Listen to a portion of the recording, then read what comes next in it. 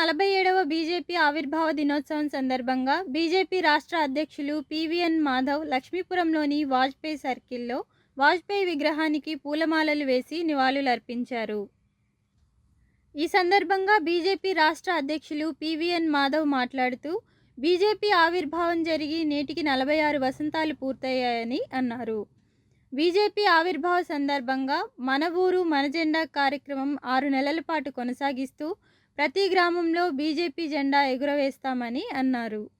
ప్రతి గ్రామానికి 2 కోట్ల రూపాయల నిధులు కేంద్రం విడుదల చేసిందని గుర్తు చేశారు.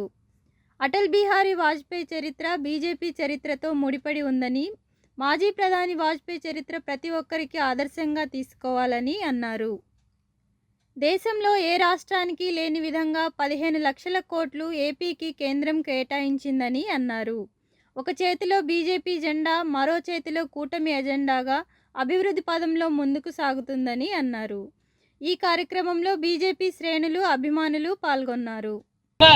మోతడక గ్రామంలో జరుగుతున్నటువంటి పార్టీ ఆవిర్భావ దినోత్సవ కార్యక్రమానికి వెళ్తున్న సందర్భంలో ఈరోజు స్వర్గీయ అటల్ బిహారీ వాజ్పేయి గారి విగ్రహం దగ్గర ఈ యొక్క కార్యక్రమం నిర్వహించడం కోసం వచ్చిన మా రాష్ట్ర రథసారథి గారికి ప్రత్యేకంగా ధన్యవాదాలు తెలియజేస్తున్నాం.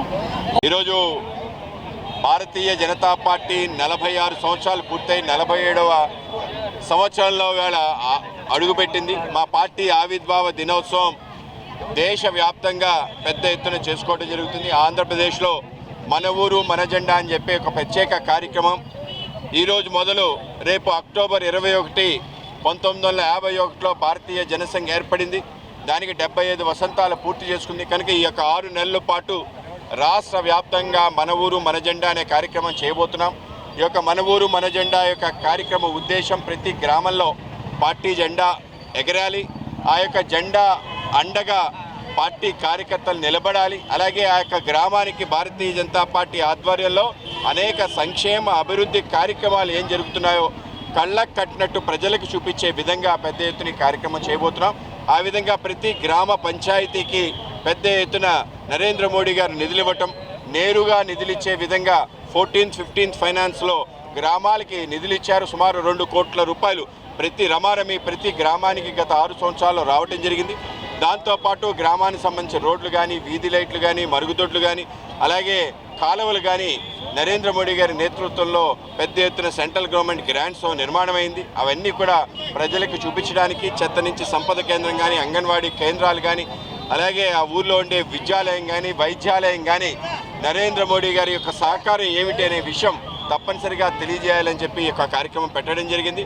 ఇవాళ గుంటూరు నగరంలో పార్టీ సంబంధించిన జెండా ఎగరేయడంతో పాటు ఇది అతి ప్రముఖమైన కూడలిగా మారింది. అటల్ బిహారీ వాజ్పేయి గారి శత జయంతి సందర్భంగా ఆయన యొక్క భవ్య విగ్రహాన్ని ఇక్కడ ఆవిష్కరించుకోవడం జరిగింది. 7.5 అడుగుల యొక్క విగ్రహం మనందరికీ స్ఫూర్తి, ప్రేరణ కలిగిస్తుంది.